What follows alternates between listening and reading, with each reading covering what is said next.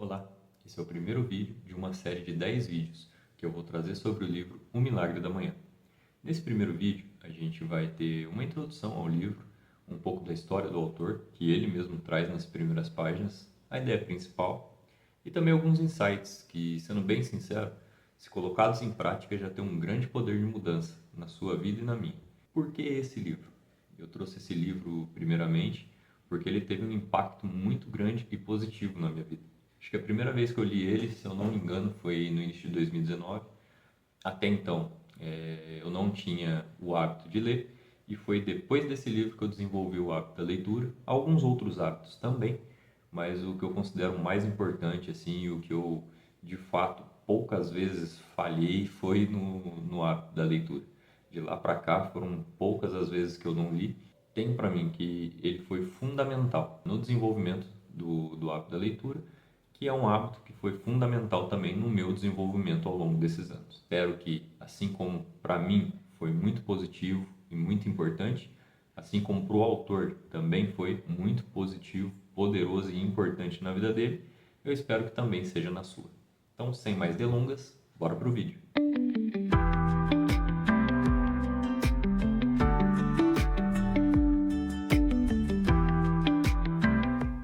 Quem é Hal Elrod? Acho que é assim que pronuncia. Ele é um americano nascido na Califórnia em 1979, por coincidência no mesmo dia e mês que eu também faço aniversário, 30 de maio. Hoje, atualmente, ele é um autor, né, de 2 livros, ele é um palestrante, um coach de sucesso, coach de vida, de negócios, que aos 20 anos ele sofreu um terrível acidente. Em 1999, com 20 anos, ele tinha acabado de terminar o primeiro ano de faculdade, já trabalhava há 1 ano e meio como vendedor numa grande empresa de marketing dos Estados Unidos, já era um dos principais vendedores lá, e tinha uma família que o amava e o apoiava, dirigia um carro novo, um Mustang novo, namorava a mulher na qual ele gostava, e numa noite, essa noite do acidente, ele tinha acabado de fazer uma apresentação na qual ele tinha sido ovacionado de pé, tinha ido para um restaurante, jantado com amigos, enfim, estava no auge da vida. E aí, próximo à meia-noite, indo embora na autoestrada, um motorista que vinha no sentido oposto, embriagado, perdeu a direção e acertou o carro deles em cheio. Ele rodou e o veículo que vinha atrás dele no mesmo sentido não deu tempo de frear e acabou acertando a porta do carro dele a aproximadamente 100 km por hora. Foi um acidente gravíssimo, no qual o resgate veio, tirou ele das ferragens e quando tirou ele das ferragens, devido à quantidade de sangue, as fraturas, várias fraturas que ele teve, ele veio a óbito ali no local mesmo.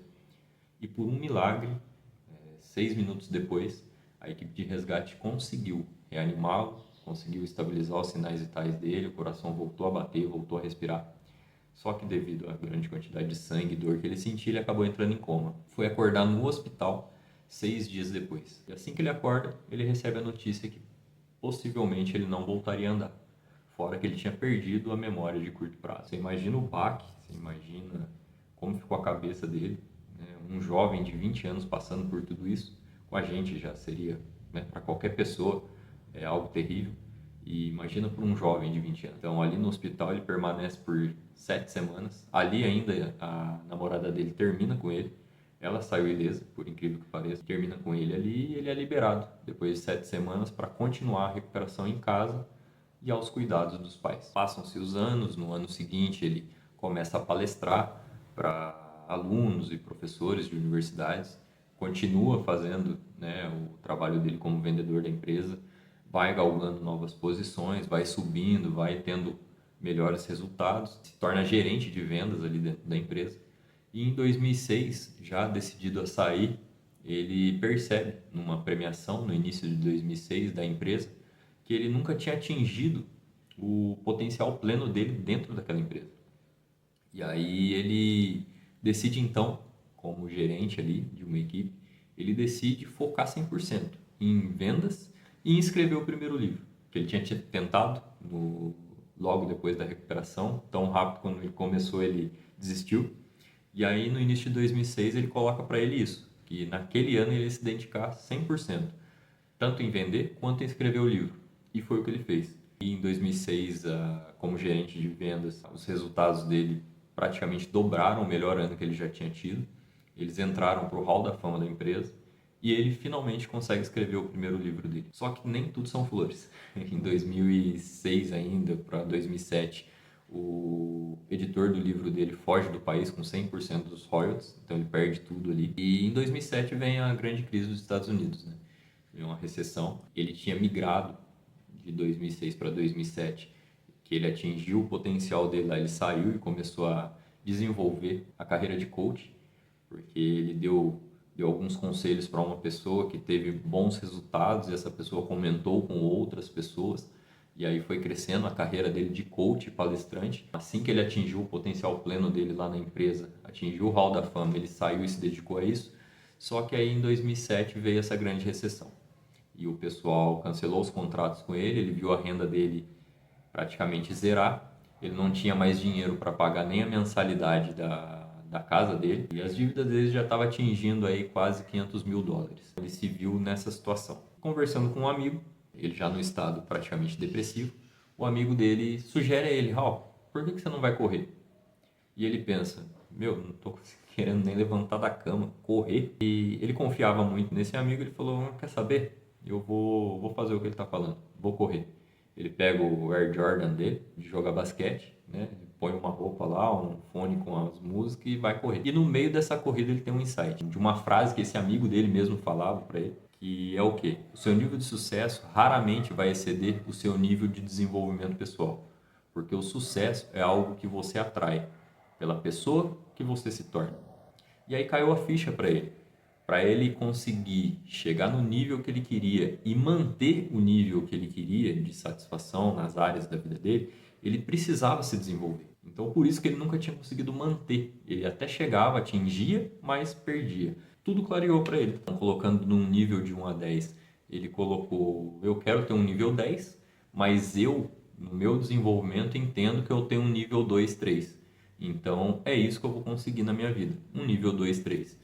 O máximo que eu vou conseguir é de vez em quando atingir 5, 6, mas não vou sustentar aquilo e vai voltar para o nível 2, 3. Então, ele entendeu que ele precisava se dedicar a se desenvolver para atingir o nível de desenvolvimento pessoal, para que ele conseguisse conquistar o nível que ele entendia que ele merecia. E aí a ideia principal do livro, que é o quê? Dedicar um tempo diário ao seu desenvolvimento para que você se torne a pessoa que vai construir o nível de sucesso que você quer em cada área da sua vida. E como eu disse no início, tinha 2 insights que ele já trouxe poderosíssimos. E voltando um pouquinho na história, quando ele recebe a notícia que provavelmente ele não andaria mais, entra o primeiro insight, que é até um pensamento da filosofia do estoicismo, que é o quê? Você não consegue controlar aquilo que te acontece, mas você tem total controle a forma como você reage àquilo que te acontece. Muitas vezes acontecem circunstâncias na nossa vida, situações, que a gente se questiona: por que comigo? Por que isso? Culpa A ou B, enfim. E ele não deixou de fazer isso. Ele também se questionou: mas por que comigo? E logo em seguida ele já muda o pensamento. Então eu vou me dedicar aqui na recuperação, porque é sobre isso que eu tenho controle. O primeiro insight é esse: você não controla o que te acontece, mas você controla como você reage ao que te acontece. E quando você reage com responsabilidade, entra no segundo insight, que ele diz que, ele até cita, culpa e responsabilidade. Quando a gente não assume a responsabilidade sobre as circunstâncias da nossa vida, a gente coloca a culpa em outras pessoas ou em situações ou, né, até mesmo em nós mesmos, que a gente se culpa, né, de estar naquela situação. E a culpa, ela só acusa, ela não tem poder, ela só te joga para baixo, é a acusação. E ele fala, em vez de sentir culpa, você se autorresponsabilizar. Então é entender que a sua vida está onde está por responsabilidade sua, a minha vida está onde está por responsabilidade minha, porque a responsabilidade te traz comprometimento a melhorar para que você possa atingir o nível que você almeja. A responsabilidade traz comprometimento, a culpa só te traz acusação. E o nível de responsabilidade que você aceita sobre a sua vida É o nível de poder que você vai ter para mudar. Existe. Só com esses dois insights, entendendo que a gente não tem controle sobre o que nos acontece, mas a gente tem total controle como a gente reage ao que nos acontece. E reagindo a isso, nós não reagirmos de forma culposa, mas sim de forma responsável, se autorresponsabilizando, você tem poder para mudar a situação da sua vida. Ele traz esses dois insights juntamente com a ideia principal. Dedicar um tempo diário para se desenvolver, para que nas áreas da sua vida você alcance o nível de sucesso, o nível de satisfação que você busca. E essa é a introdução ao livro, né? Entraremos mais a fundo nos próximos vídeos, até no que ele desenvolveu e na aplicação disso no nosso dia a dia. E fica a pergunta, né? Por que a gente não muda? E aí vai ser o tema do próximo vídeo. A gente sabe que tem que mudar, a gente tem a responsabilidade, mas por quê? 95% das pessoas aproximadamente não mudam. Então fica aí o tema do próximo vídeo.